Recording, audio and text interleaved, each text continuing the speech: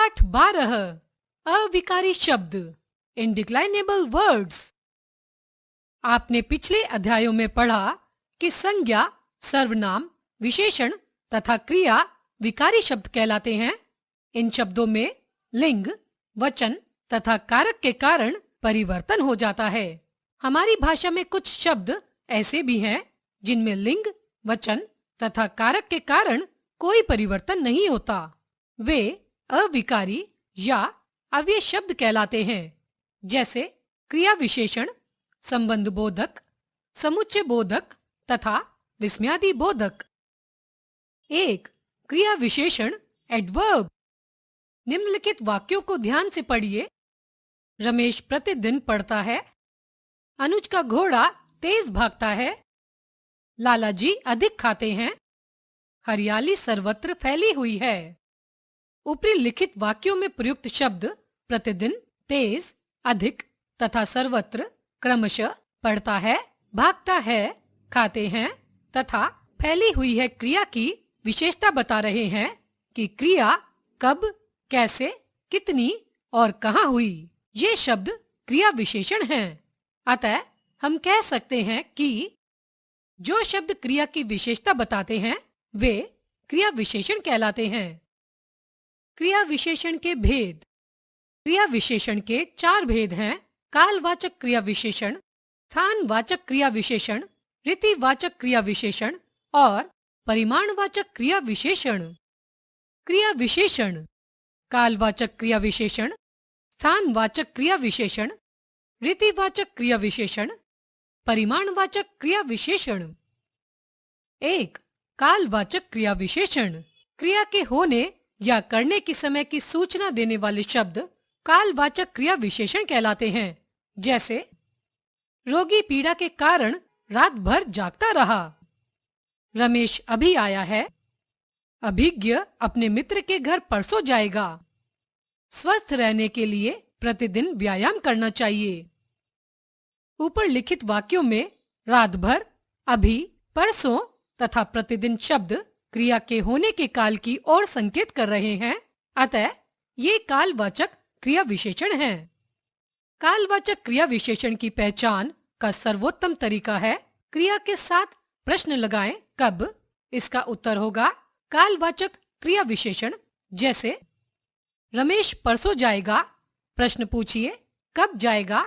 उत्तर होगा परसों। 2. स्थानवाचक क्रिया विशेषण। क्रिया होने के स्थान या दिशा का बोध कराने वाले शब्द स्थानवाचक क्रिया विशेषण कहलाते हैं। जैसे तुम जाकर वहां बैठ जाओ। सामने देखकर चलना चाहिए। बच्चे अंदर चले गए। नेहा ऊपर बैठी है। ऊपर लिखित वाक्यों में वहां, अंदर, सामने तथा ऊपर शब्द क्रिया के स्थान या दिशा का बोध करा रहे हैं। अतः ये स्थानवाचक क्रिया विशेषण हैं। स्थानवाचक क्रिया विशेषण के 2 भेद हैं। क्रिया के साथ कहाँ प्रश्न लगाने से उत्तर के रूप में स्थानवाचक क्रिया विशेषण शब्द आ जाता है। जैसे वह अंदर बैठा है। वह कहाँ बैठा है? उत्तर मिलता है अंदर। 3. रीतिवाचक क्रिया विशेषण। जिन शब्दों से क्रिया के होने की रीति या विधि का पता चले उन्हें रीतिवाचक क्रिया विशेषण कहते हैं। जैसे विद्यार्थियों को ध्यान पूर्वक काम करना चाहिए। वह बिल्कुल स्वस्थ है। घायल घोड़ा धीरे धीरे चल रहा था। रमेश की तबीयत अचानक खराब हो गई।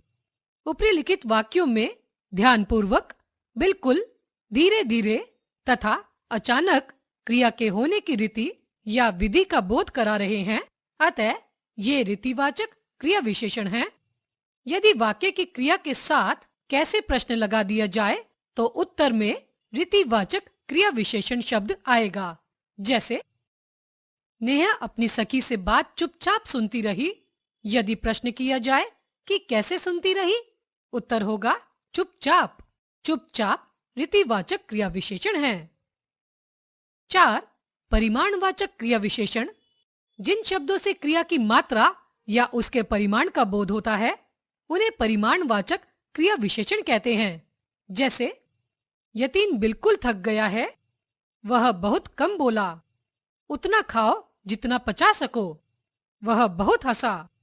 ऊपरी लिखित वाक्यों में बिल्कुल, जितना, उतना तथा बहुत आदि शब्द क्रियाओं के परिमाण का बोध करा रहे हैं। अतः ये सभी परिमाणवाचक क्रिया विशेषण हैं।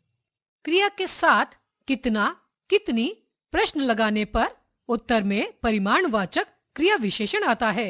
जैसे मैं अधिक दौड़ा, प्रश्न किया कितना दौड़ा, उत्तर मिलेगा अधिक। परिमाणवाचक विशेषण तथा परिमाणवाचक क्रिया विशेषण में अंतर। कुछ शब्द क्रिया विशेषण तथा विशेषण दोनों के रूप में प्रयोग किए जाते हैं, जैसे कम, ज्यादा, काफी, बहुत आदि। जब ये शब्द क्रिया के परिमाण का बोध कराते हैं तो परिमाणवाचक क्रिया विशेषण कहलाते हैं। लेकिन जब वही शब्द किसी वस्तु, संज्ञा या सर्वनाम के माप तोल का बोध कराते हैं तो ये परिमाणवाचक विशेषण बन जाते हैं। जैसे तुम कम खाना खाते हो, परिमाणवाचक विशेषण। तुम कम खाओ, परिमाणवाचक क्रिया विशेषण। हमने सीखा लिंग, वचन अथवा कारक आदि के कारण जिन शब्दों के रूप में कोई परिवर्तन नहीं आता वे अविकारी शब्द कहलाते हैं। अविकारी शब्द 5 प्रकार के हैं: क्रिया विशेषण, संबंध बोधक, समुच्चय बोधक, विस्मयादि बोधक और निपात। क्रिया की विशेषता बताने वाले शब्दों को क्रिया विशेषण कहते हैं। क्रिया विशेषण के 4 भेद हैं: रीतिवाचक क्रिया विशेषण, कालवाचक क्रिया विशेषण, स्थानवाचक क्रिया विशेषण और परिमाणवाचक क्रिया विशेषण।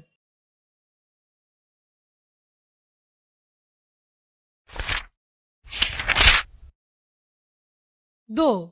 संबंध बोधक, पोस्ट पोजिशन। निम्नलिखित वाक्यों को ध्यान पूर्वक पढ़िए।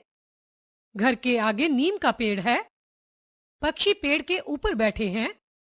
पुत्र अपने पिताजी के साथ जा रहा है। नेहा अपनी सखी मीता के पीछे चल रही है। मेरे घर के चारों ओर पेड़ लगे हुए हैं। यतीन अपने स्कूल की ओर जा रहा है। ऊपरी लिखित वाक्यों में के आगे, के ऊपर, के साथ, के पीछे, के चारों ओर, की ओर ऐसे शब्द हैं जो इन वाक्यों के संज्ञा पदों का संबंध वाक्य के अन्य पदों से जोड़ रहे हैं। ये संबंधवाचक अव्यय हैं। ये वाक्य में प्रयुक्त संज्ञा अथवा सर्वनाम पदों का संबंध वाक्य के दूसरे शब्दों के साथ जोड़कर वाक्य को सार्थक बनाते हैं। अतः हम कह सकते हैं कि वे अविकारी शब्द जो संज्ञा या सर्वनाम के साथ आकर उनका संबंध वाक्य के अन्य शब्दों के साथ प्रकट करते हैं, वे संबंध बोधक अव्यय कहलाते हैं। इनके साथ किसी न किसी परसर्ग का प्रयोग भी होता है। संबंध बोधक के भेद। प्रयोग की दृष्टि से संबंध बोधक को 2 वर्गों में विभाजित किया जा सकता है। एक, संज्ञाओं की विभक्ति या परसर्ग के आगे आने वाले शब्द, जैसे बच्चे महल के भीतर तक चले गए, धन के बिना कोई नहीं पूछता। 2, संज्ञाओं के आगे बिना विभक्ति या परसर्ग के आने वाले शब्द, जैसे पीठ पीछे किसी की बुराई नहीं करनी चाहिए, मीरा सहेलियों सहित घूमने गई है। अर्थ के अनुसार संबंध बोधक के भेदों को निम्नलिखित रूपों में विभाजित किया जा सकता है: कालवाचक, के पश्चात, के बाद, के पहले, के पूर्व, के उपरांत। स्थानवाचक, के बाहर, के भीतर, के अंदर, के ऊपर, के सामने, के बीच, के पास। दिशावाचक, उधर, इधर, की ओर, की तरफ, के पास। साधनवाचक, के सहारे, के द्वारा, के चारों ओर, के जरिए। विरोधवाचक, के विपरीत, के खिलाफ, के प्रतिकूल। समानतावाचक, की तरह, के समान, के सदृश्य, के तुल्य, के बराबर। हेतुवाचक, के कारण, के लिए, के मारे, के निमित्त। संबंधवाचक, के साथ, के समेत, के संग। विषयवाचक, के विषय में, के बारे में, की बाबत।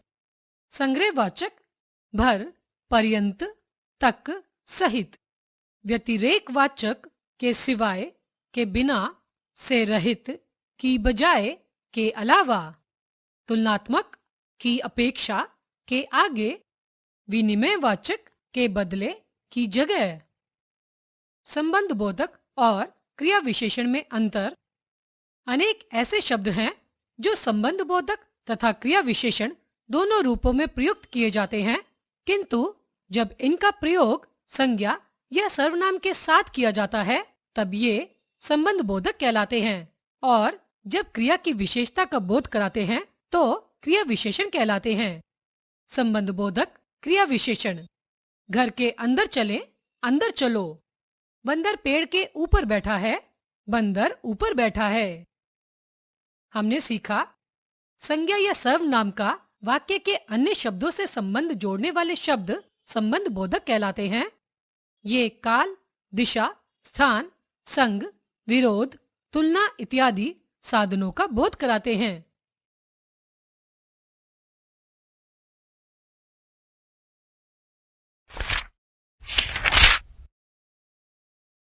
3. समुच्चय बोधक योजक कंजंक्शन। नीचे दिए गए वाक्यों को ध्यान से पढ़िए और मोटे काले शब्दों के कार्य और उद्देश्य को समझिए। माता और पिता बच्चों को प्यार करते हैं। मैं बाजार गया था ताकि सब्जी ला सकूं। तुम झूठ बोलोगे इसलिए मैंने तुम्हारा साथ नहीं दिया। गरीबों को सताना नहीं चाहिए बल्कि उनकी मदद करनी चाहिए। मोहन तथा सोहन की आपस में नहीं बनती। मैं तुम्हारी मदद नहीं करूंगा क्योंकि तुम मेरा कहना नहीं मानते। उपर्युक्त वाक्यों में रंगीन वाले शब्दों को आपने देखा कि ये शब्द दो शब्दों अथवा दो वाक्यों को परस्पर जोड़ रहे हैं। ये सभी समुच्चय बोधक अव्यय हैं। अतः हम कह सकते हैं कि दो शब्दों, उपवाक्यों अथवा वाक्यों को जोड़ने वाले शब्द समुच्चय बोधक अथवा योजक कहलाते हैं। समुच्चय बोधक के भेद। समुच्चय बोधक, समानाधिकरण समुच्चय बोधक, व्यधिकरण समुच्चय बोधक। 1. समानाधिकरण समुच्चय बोधक दो या अधिक समान स्थिति वाले शब्दों, पदबंधों, उपवाक्यों या वाक्यों को जोड़ने वाले शब्दों को समानाधिकरण समुच्चय बोधक कहते हैं। जैसे नेहा पढ़े लिखे और संभ्रांत परिवार की है। पुलिस को जनता को तंग नहीं करना चाहिए बल्कि मदद करनी चाहिए। आप मुझे चाहे लाख रुपए दें किंतु मैं आपकी गलत बात नहीं मानूंगा। उपयुक्त वाक्यों में और, तथा, बल्कि और किंतु शब्द समान स्थिति वाले शब्दों, उपवाक्यों और वाक्यों को परस्पर जोड़ रहे हैं, इसलिए ये सभी शब्द समानाधिकरण समुच्चय बोधक हैं। समानाधिकरण समुच्चय बोधक के 4 भेद हैं। समानाधिकरण समुच्चय बोधक संयोजक, विभाजक, विरोधवाचक, परिणामवाचक। क. संयोजक जो शब्द दो या दो से अधिक शब्दों, वाक्यांशों, उपवाक्यों अथवा वाक्यों को परस्पर जोड़ते हैं उन्हें संयोजक कहते हैं। जैसे सीता और गीता सहेलियां हैं। गांधी जी का जीवन हमें सत्य एवं अहिंसा का संदेश देता है। उपयुक्त वाक्यों में और, एवं तथा दो शब्द या उपवाक्यों को जोड़ रहे हैं, अतः ये सभी संयोजक हैं। ख. विभाजक एक से अधिक शब्दों, वाक्यांशों अथवा वाक्यों के भेद या अलगाव को प्रकट करते हुए जो शब्द उन्हें जोड़ते हैं वे विभाजक कहलाते हैं। जैसे चाहे ये मानो चाहे वो मानो, दोनों एक समान है। न मैंने खाना खाया न उसने खाया। उपयुक्त वाक्यों में चाहे, न या शब्द दो वाक्यों या शब्दों में विकल्प को प्रकट करते हुए उन्हें जोड़ने का काम कर रहे हैं, अतः ये सभी विभाजक हैं। ग. विरोधवाचक दो शब्दों अथवा उपवाक्यों को जोड़ते हुए जो उनके परस्पर विरोध का बोध कराते हैं वे विरोधवाचक कहलाते हैं। राम ने नहीं बल्कि श्याम ने मारा था। आप चाहें तो मुझे मार सकते हैं लेकिन मैं आपके कहने के अनुसार नहीं चलूंगा। उपयुक्त वाक्यों में बल्कि और लेकिन शब्द दो उपवाक्यों को जोड़ते हुए भी उनके परस्पर विरोध का बोध कराते हैं, अतः ये शब्द विरोधवाचक हैं। घ. परिणामवाचक जो शब्द पहले वाक्य का परिणाम दूसरे वाक्य में बताने के लिए प्रयुक्त किए जाते हैं उन्हें परिणामवाचक कहते हैं। जैसे वह जल्दी में था अतः बस न पकड़ सका। हरीश पहुंच गया था अतः मुझे आना पड़ा। उपयुक्त वाक्यों में अतः, अतएव शब्द परिणाम स्पष्ट करने के लिए प्रयोग किए गए हैं, अतः ये परिणामवाचक शब्द हैं। 2. व्यधिकरण समुच्चय बोधक। जो शब्द एक या एक से अधिक आश्रित वाक्यों को प्रधान वाक्य से जोड़ने का कार्य करें, उन्हें व्यधिकरण समुच्चय बोधक कहते हैं। जैसे मैं बाजार जा रहा हूँ क्योंकि मुझे पुस्तक खरीदनी है। मैं यह चाहता हूँ कि तुम खुश रहो। उपयुक्त वाक्यों में क्योंकि, कि आदि शब्द आश्रित वाक्यों को प्रधान वाक्य से जोड़ रहे हैं, अतः ये व्यधिकरण समुच्चय बोधक शब्द हैं। व्यधिकरण समुच्चय बोधक के 4 भेद हैं। व्यधिकरण समुच्चय बोधक कारणवाचक, उद्देश्यवाचक, संकेतवाचक, स्वरूपवाचक। क. कारणवाचक। जो शब्द 2 उपवाक्यों को परस्पर जोड़कर होने वाले कार्य का कारण स्पष्ट करे, उन्हें कारणवाचक कहते हैं। जैसे परिश्रम करो ताकि मन वांछित फल पा सको, पढ़ाई नहीं की इसलिए फेल हो गए। उपयुक्त वाक्यों में ताकि और इसलिए शब्द 2 उपवाक्यों को परस्पर जोड़ने तथा कार्य के कारण को स्पष्ट करने का कार्य कर रहे हैं, अतः ये कारणवाचक हैं। ख. उद्देश्यवाचक। जो शब्द 2 उपवाक्यों को जोड़कर उनका उद्देश्य स्पष्ट करने का कार्य करते हैं, उन्हें उद्देश्यवाचक कहते हैं। जैसे इस प्रकार बैठो जिससे तुम्हें आराम मिल सके। 2 कलम ले लिए हैं इसलिए कि स्याही समाप्त न हो जाए। उपयुक्त वाक्यों में जिससे, कि और ताकि शब्दों का प्रयोग उद्देश्य स्पष्ट करने के लिए किया गया है, अतः ये उद्देश्यवाचक हैं। ग. संकेतवाचक। जिस शब्द से वाक्य में संकेत या शर्त प्रकट हो, उन्हें संकेतवाचक कहते हैं। जैसे यदि मैं बाजार गया तो मैं तुम्हें साथ ले जाऊंगा। यद्यपि वह बुद्धिमान है तथापि आलसी होने के कारण कक्षा में प्रथम नहीं आता। उपयुक्त वाक्यों में यदि, तो, यद्यपि, तथापि आदि शब्दों का प्रयोग 2 वाक्यों को जोड़ने तथा संकेत या शर्त प्रकट करने के लिए किया गया है, अतः ये संकेतवाचक हैं। घ. स्वरूपवाचक। जिन शब्दों का प्रयोग पहले आए शब्द, वाक्यांश या वाक्य का भाव स्पष्ट करने के लिए किया जाता है, वे स्वरूपवाचक शब्द कहलाते हैं। जैसे जैसा कि आप जानते हैं, यह पुस्तक तुलसीदास जी ने लिखी है। छात्र ऐसे रो रहा था मानो अध्यापक ने उसकी खूब पिटाई की हो। उपयुक्त वाक्यों में जैसा कि, मानो और अर्थात शब्द प्रथम वाक्य या वाक्यांश का भाव या अर्थ स्पष्ट करने के लिए प्रयोग किए गए हैं, अतः ये स्वरूपवाचक हैं। हमने सीखा 2 या 2 से अधिक शब्दों, वाक्यांशों या वाक्यों को जोड़ने वाले शब्द समुच्चय बोधक कहलाते हैं। समुच्चय बोधक 2 प्रकार के होते हैं, समानाधिकरण समुच्चय बोधक और व्यधिकरण समुच्चय बोधक। समानाधिकरण समुच्चय बोधक एक सी स्थिति वाले शब्द, वाक्यांशों और वाक्यों को जोड़ते हैं। ये 4 प्रकार के होते हैं: संयोजक, विभाजक, विरोधवाचक, परिणामवाचक। व्यधिकरण समुच्चय बोधक एक या अधिक आश्रित उपवाक्यों को मुख्य उपवाक्यों से जोड़ते हैं। ये भी 4 प्रकार के होते हैं: कारणवाचक, संकेतवाचक, स्वरूपवाचक, उद्देश्यवाचक।